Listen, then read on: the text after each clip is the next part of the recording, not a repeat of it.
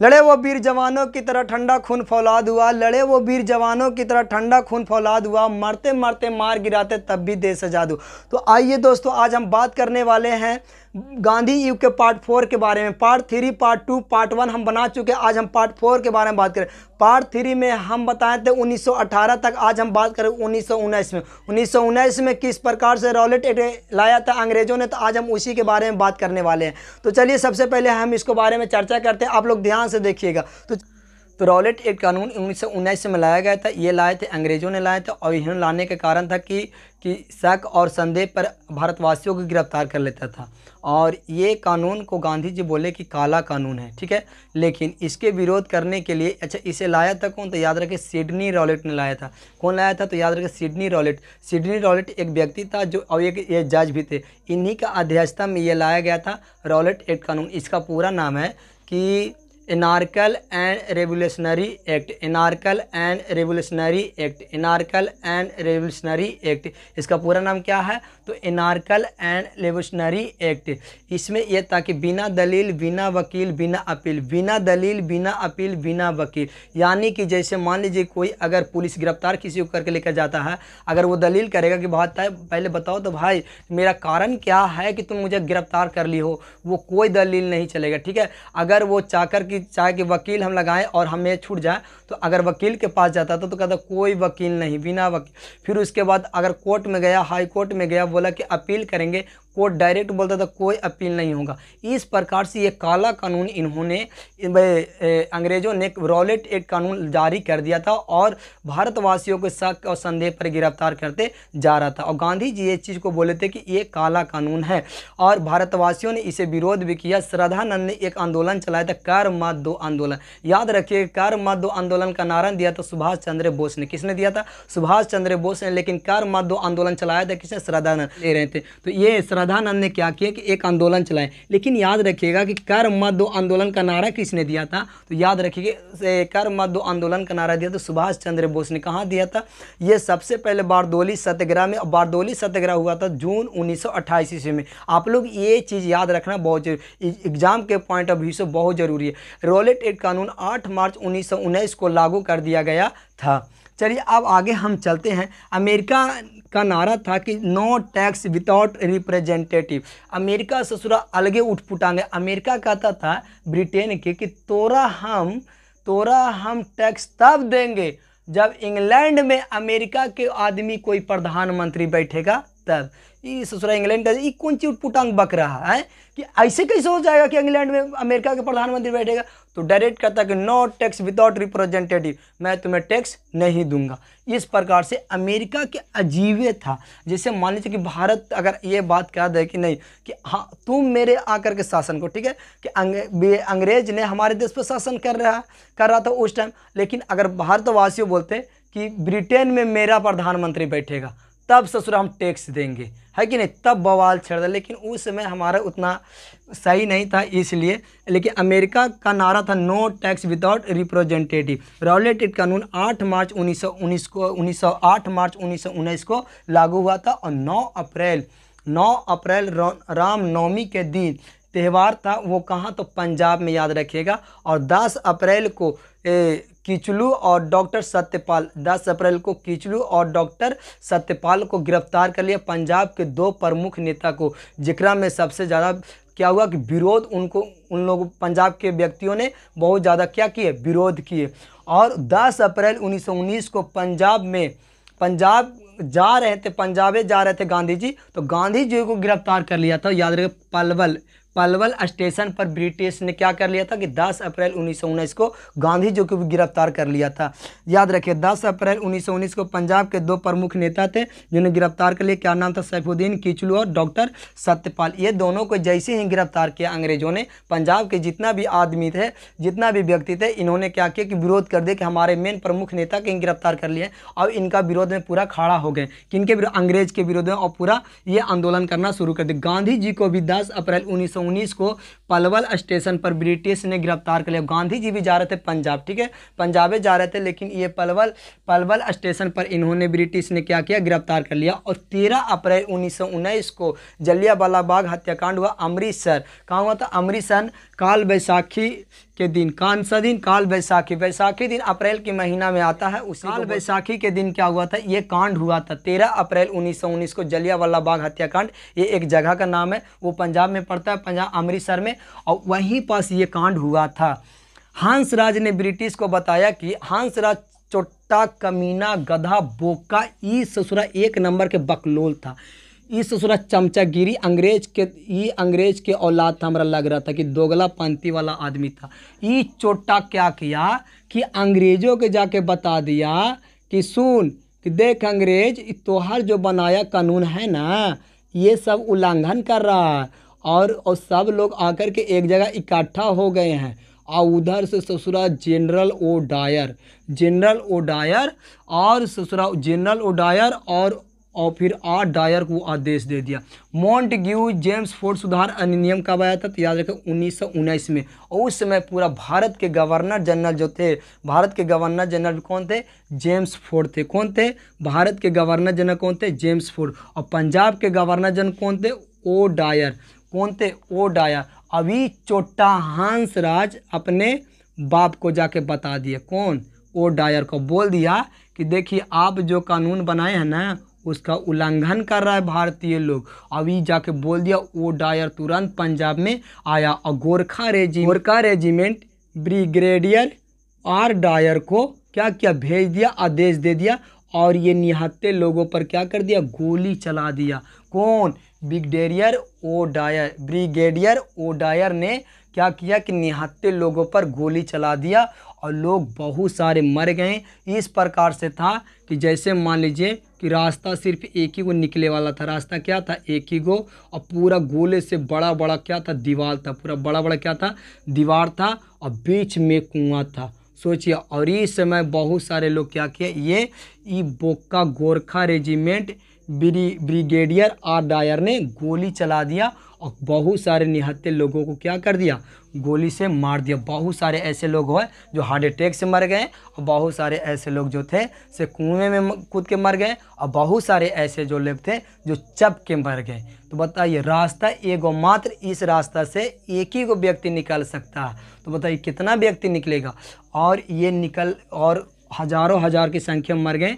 लेकिन इसका आंकड़ा बताया अंग्रेजों ने कितना कि मात्र 379 गो ही व्यक्ति जलियांवाला बाग हत्याकांड में मरे हैं। ई चोटन गधे बोलता है, काहे कि इन लोग के डीएनए में बेईमानी छुपा हुआ। महात्मा गांधी ने इससे बहुत प्रभावित हुए, बहुत दुखी हुए और कहें कि हम केसर ए हिंद की उपाधि लौटा दिए। रविंद्रनाथ टैगोर ने नाइटहुड और सर की उपाधि, नाइटहुड पूछ दिया जाएगा जब कभी कि सर की उपाधि किसने लौटाए थे, तो बताइएगा रविंद्रनाथ टैगोर ने। नाइटहुड का उपाधि किसने लौटाए थे, तो याद रखिएगा रविंद्रनाथ। आइए यहाँ पास देखिए आप लोग, डॉक्टर शंकर नायर ने वायसराय कार्य प्रणाली त्याग दिया था। डॉक्टर शंकर नायर ने क्या किया था कि कार्य प्रणाली यानी कि जो वायसराय यानी कहने का मतलब कि जो गवर्नर जनरल जो थे उसके अंतर्गत जो काम करते थे वो कौन? डॉक्टर शंकर नायर ने वो त्यागपत्र दे दिए। क्या चीज़ का त्यागपत्र दे दिए? तो याद रखें वायसराय कार्यकारिणी वो परिषद का त्यागपत्र पत्र दे दिए कि अंग्रेजों ने जलियांवाला बाग हत्याकांड को जांच करने के लिए अंग्रेजों ने सोचा कि भाई जलियांवाला बाग हत्या,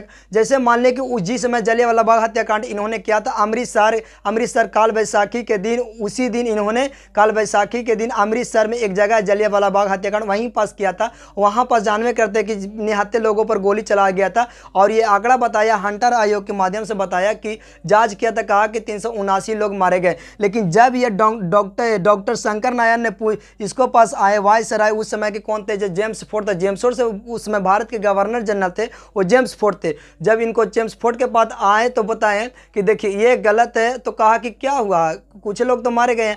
ई गधो जेम्स फोर्डवा चोट्टा कहने गया। ई गधा बोलता है कि कुछ लोग ही मारे हैं। चोट्टा कहीं के निहत्थे लोग पर चला दिया गोली, कहता कि कुछ लोग मरे।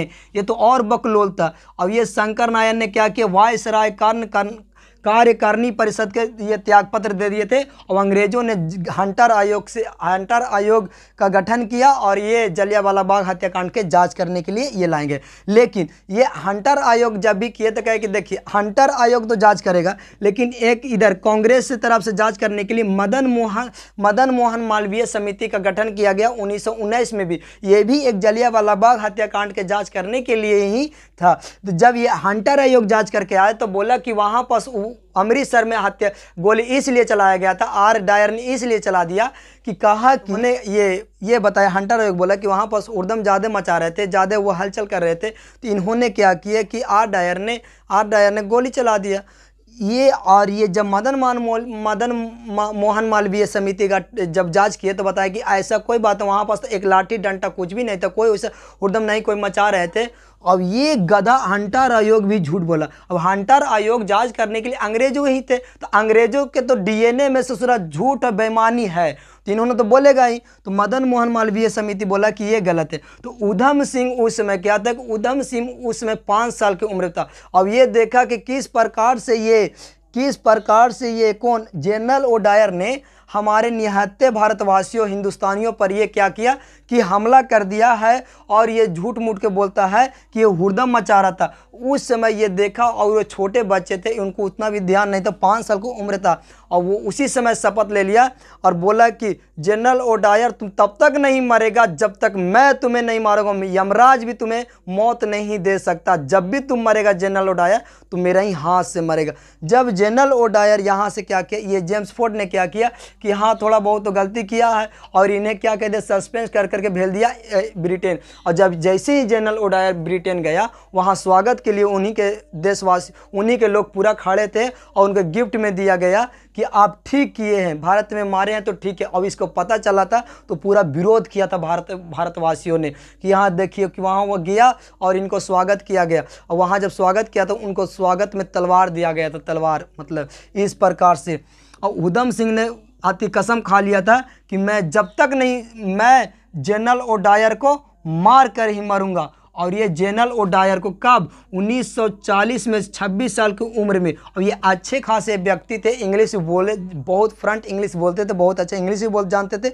अब इन्होंने क्या किया कि एक मोट किताब ले करके और एक बंदूक रख करके उसको साइड से काट करके और बंदियों को ऐसे रख दिया और फिर झाँप दिया और ऐसे ले करके चल दिया। और चलने के बाद जैसे एक पार्टी में था जनरल ओडायर खोज रहा था, तो जनरल ओडायर को जैसे खोजा और उसी समय पिस्तौल निकाला और बोला, जनरल ओडायर याद करो उस दिन जिस दिन तुम्हारे हमारे देश में घुस करके जलियांवाला बाग हत्याकांड में निहत्थे लोगों पर गोली चलाया था, उस दिन तुम याद करो। तो जनरल ओडायर उसी समय क्या कि बंदूक में 7 गोली था और पट चला दिया। वहाँ के जितना पुलिस सैनिक थे सबके सर, रुको, my work is not done, मेरा भी काम कंप्लीट नहीं हुआ। इस प्रकार से क्या बोला उधम सिंह ने बोला, और उसको 7 गोली मार दिया। अंतिम सांस से बोला कि जिस उस अंतिम सांस उसको चलिए रहा था, तभी अब बोला उधम सिंह कि जिस दिन तुम हमारे देश में घुस करके और जलियांवाला बाग हत्याकांड में निहत्थे लोगों पर गोली चला दिया, मैं वही उधम सिंह हूँ। 5 साल की उम्र में आज हम 21 साल के बाद 26 वर्ष की उम्र में मैं तुम्हारे देश में आकर के घुस कर तुम्ही के घर तुम्ही को मार दिया हूँ, और तुम्हारा सैनिक कुछ नहीं कर सकता। फिर सैनिक ने क्या किया, उसको पकड़ के गिरफ्तार करके और कोर्ट में लेके गया और उसे फांसी की सज़ा दिलवा दिया। उसी समय उधम से हमारा काम हो गया, हम जिसको मारना था हम मार दिए, जनरल ओडायर को मार दिए, हमारे देशवासियों को बहुत मारा। इस ससुरा उधम सिंह अकेले। मैं ऐसे भारतवासियों को सल्यूट करता हूं और नमन करता हूं कि ये ऐसे हमारे देश से वीर पैदा हुए हैं जो इन अंग्रेजों को घर में घुस के मारते हैं। चलिए अब हम लोग आगे बात करेंगे होम रूल आंदोलन के बारे में। होम रूल आंदोलन जो आया था एनी बेसेंट ये आयरलैंड के एक महिला थी। कौन थी? एनी बेसेंट एक आयरलैंड की एक महिला थी। और ये किसके सदस्य यानी कि थियोसोफिकल सोसाइटी के सदस्य बनकर कहाँ आए थे? तो भारत आए थे, याद रखिएगा। थियोसोफिकल सोसाइटी बनकर के ये सदस्य बनकर के ये भारत आए थे। और ये होम रूल आयरलैंड से प्रेरित था। किससे था? होम रूल आयरलैंड से कैसे प्रेरित था, ये याद रखिएगा कि क्वेश्चन पूछ सकता है कि होम रूल किससे प्रेरित था, किस देश से प्रेरित था, तो बता दीजिएगा कि आप लोग कि आयरलैंड से प्रेरित था। लेकिन इससे पहले एनी बेसेंट से पहले हमारे तिलक जी यानी कि बाल गंगाधर तिलक होम रूल आंदोलन लाए थे। होम रूल आंदोलन के मतलब होता है कि होम रूल यानी कि जो देश के अंतर्गत छोट मोट बात यानी कि जैसे में कोई राज्य के अंतर्गत अगर जैसे मान लीजिए कि छोटा कानून है तो उसको बनाने के लिए, जैसे में विधायक है तो उसको विधायक कौन रहेगा, मुख्यमंत्री, इस प्रकार से छोटे छोटे या राज्य के लिए ये होम रूल आंदोलन लाया गया था। तो ये एनी बेसेंट से पहले हमारे कौन लाए थे, तो याद रखिएगा 1916 में, अप्रैल 1916 में लाए थे तिलक, यानी कि बाल गंगाधर तिलक लाए थे। कौन लाए थे, तो याद रखिए बाल गंगाधर तिलक लाए थे। और सितंबर 1916 में लाए थे, वो एनी बेसेंट चालू किए थे। कब? सितंबर 1916 में एनी बेसेंट। ये एनी बेसेंट कहाँ के रहने वाले थे, तो याद रखिएगा कि आयरलैंड के रहने वाले थे। कहाँ के रहने वाले थे? आयरलैंड के रहने वाले थे। मोतीलाल नेहरू ने नेहरू रिपोर्ट चलाया, यानी कि होम रूल के जगह पर क्या किया कि मोतीलाल नेहरू ने नेहरू रिपोर्ट चलाया, यानी कि होमे रूल है। ये इन्होंने बोला कि 1928 में चलाया था। और याद रखिएगा डोमेनियन स्टेट यानी कि राज्यों का अधिकार हमें दे दो। ये मोतीलाल नेहरू के का नाम था कि जो राज्यों का अधिकार है ना, तो ये डोमेनियन स्टेट लाए थे 1928 में। वो बोले थे कि हमें राज्यों का अधिकार हमें दे दो। तो ये पद पर लिख करके अंग्रेजों ने दिया। अंग्रेजों ससुरा पेपर भी फाड़ दिया, बस पेपर फाड़ दिया। और वहीं पास थे जवाहरलाल नेहरू, उसी का बेटा। अब ये पकड़ के गुस्सा हो गए कि मेरे बाबूजी के तुमने पेपर फाड़ दिया। और 1929 में कोई राज भाड़ में गया, डोमेनियन स्टेट भाड़ में गया, ये और कौन था, होम रूल आंदोलन, ये सब भाड़ में गया। अब कहा कि 1929 में पूर्ण स्वराज चाहिए हमें, पूर्ण स्वराज। जवाहरलाल नेहरू ने पूर्ण स्वराज का मांग कर दिया। 1919 ईस्वी में खिलाफत आंदोलन मुसलमानों ने किया था।